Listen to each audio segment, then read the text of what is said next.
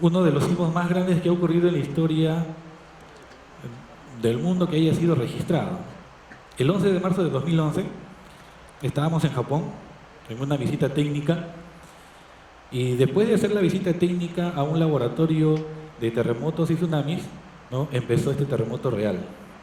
Esta es una imagen en una estación de televisión.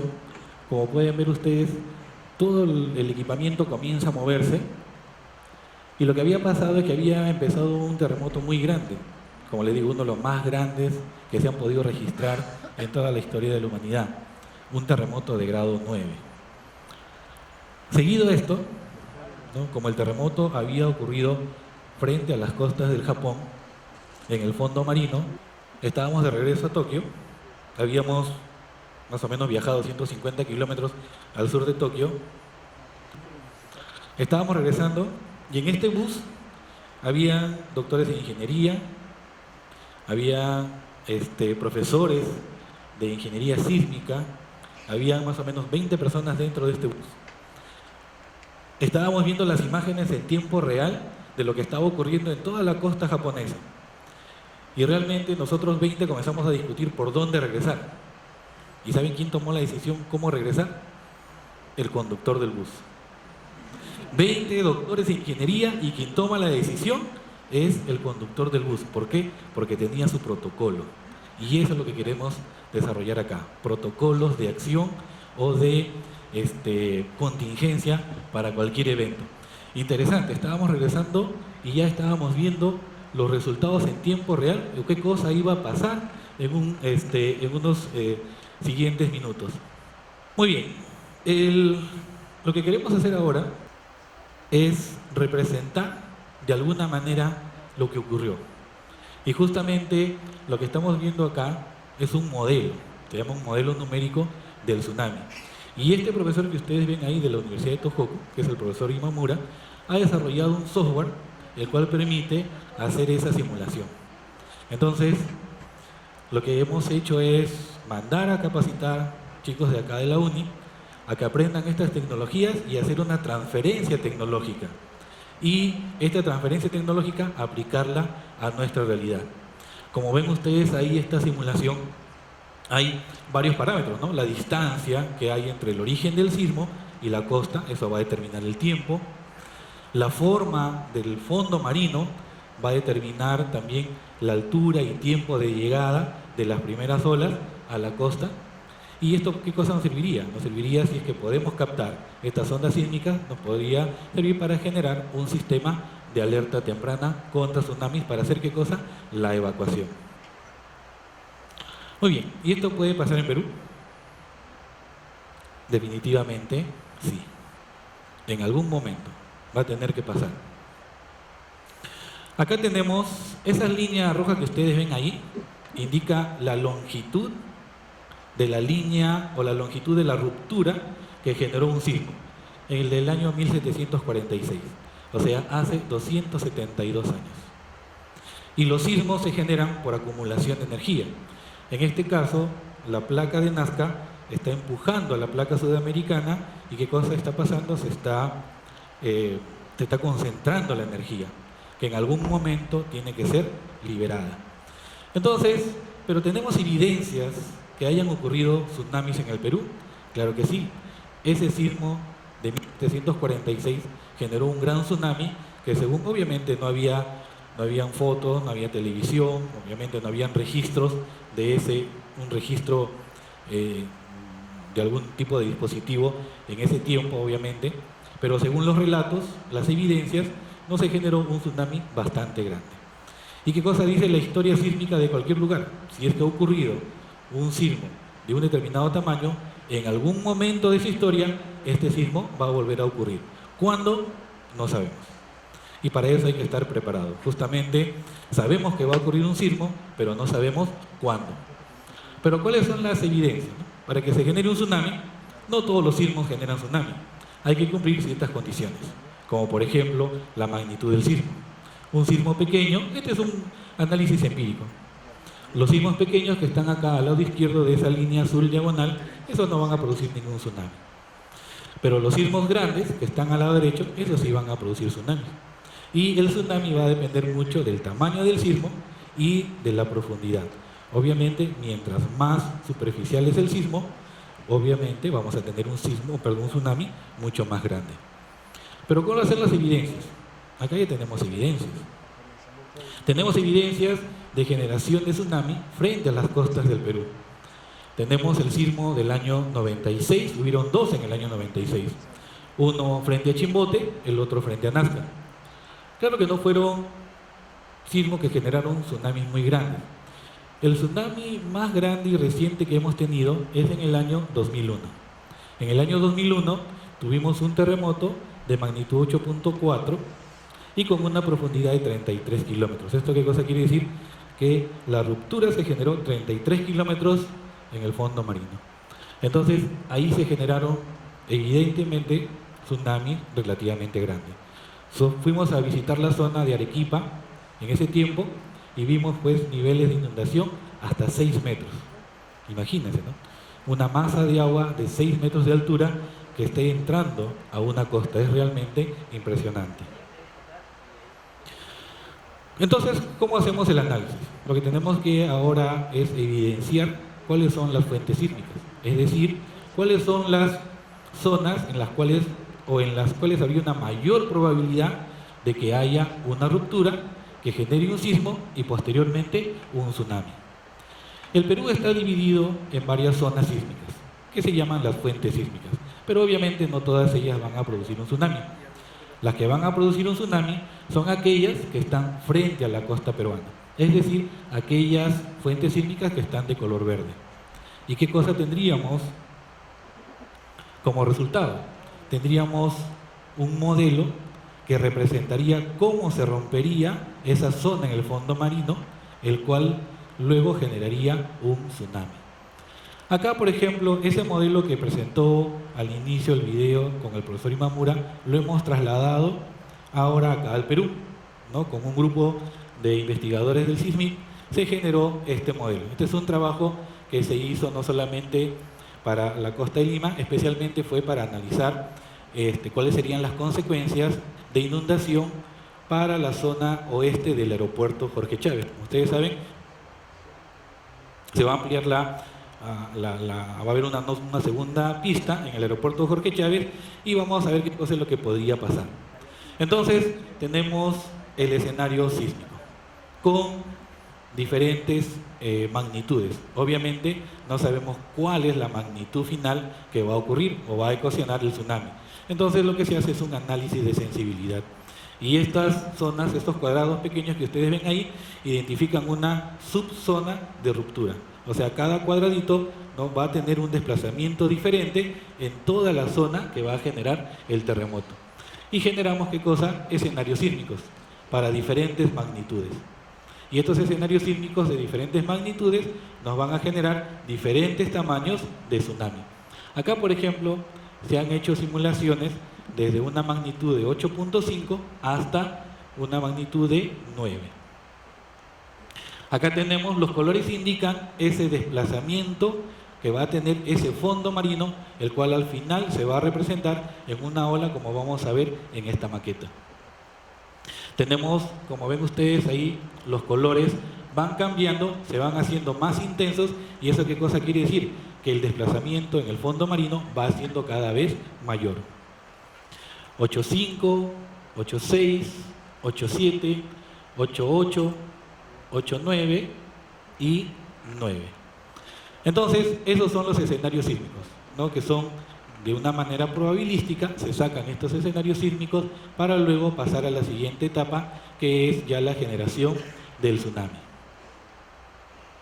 Muy bien, acá tenemos una simulación frente a las costas de Lima. Este es un trabajo también que se hizo con la cooperación técnica japonesa, en donde ustedes ven en el lado izquierdo todo el escenario de la costa peruana, en el lado derecho un detalle para el distrito de La Punta y la zona del Callao, y algo interesante que me gustaría que vean es el gráfico que está pintándose, que va de color azul a color rojo. Miren, vamos a regresar. Fíjense, hay una línea roja que empieza por debajo del cero. ¿Eso qué cosa quiere decir? que inicialmente el mar se va a retirar. Y una vez que ocurre ese retiro, ¿no? Ya viene la ola. En realidad es un tren de olas, ¿no? Como ustedes ven en ese gráfico, es un tren de olas que va inundando poco a poco la costa. Entonces justamente ese es el detalle que queríamos hacer acá para la costa peruana. Entonces, ¿cuál es acá, desde este gráfico, qué cosa estamos viendo? Nosotros estamos en la línea de costa, sentimos un movimiento sísmico y vemos que el mar se retira, inmediatamente hay que evacuar. ¿Y cómo hay que evacuar? Si esta es la línea de costa, ¿no? Nosotros no vamos a evacuar de esta manera, de manera paralela, no. Siempre hay que evacuar de manera perpendicular para alcanzar lo más rápido posible, ¿no? Una cota o un nivel de altura el cual me permita estar de la inundación. ¿Cuánto tiempo tenemos? Más o menos tenemos en el tiempo, por ejemplo en Japón, más o menos la distancia entre lo que ocurrió el sismo y la costa, más o menos eran como 45-50 kilómetros. ¿En cuánto tiempo llegó la primera ola? En 20 minutos. Acá estamos suponiendo que tal vez el epicentro ocurre un poco más lejos, ¿no? Más o menos a 70-80 kilómetros frente a las costas de Lima.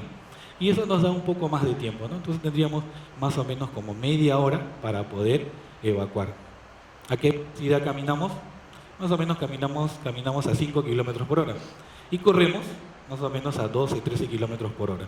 Entonces, lo que tenemos que hacer es justamente lo que se hizo el día lunes, los simulacros de evacuación, para conocer cuáles son las rutas de evacuación, para tomar la CESA en el menor tiempo posible y obviamente alcanzar un nivel en el cual nos sentamos a salvo. Se hizo el análisis ya un poco más de detalle, como les decía, para la zona oeste del aeropuerto Jorge Chávez. Pero acá hay algo muy importante. Para hacer el modelamiento del tsunami, no solamente hay que conocer la forma del fondo marino, sino también la topografía superficial para modelar y para conocer cuál es la zona que va a ser inundada. Obviamente esta topografía, que es la forma del terreno, ¿no? Si tenemos, por ejemplo, si vamos a la Costa Verde, tenemos un acantilado de más o menos 30 metros. Obviamente eso se tiene que considerar para hacer estas simulaciones. Si estamos en la zona del Callao, la zona del Callao es bastante plana.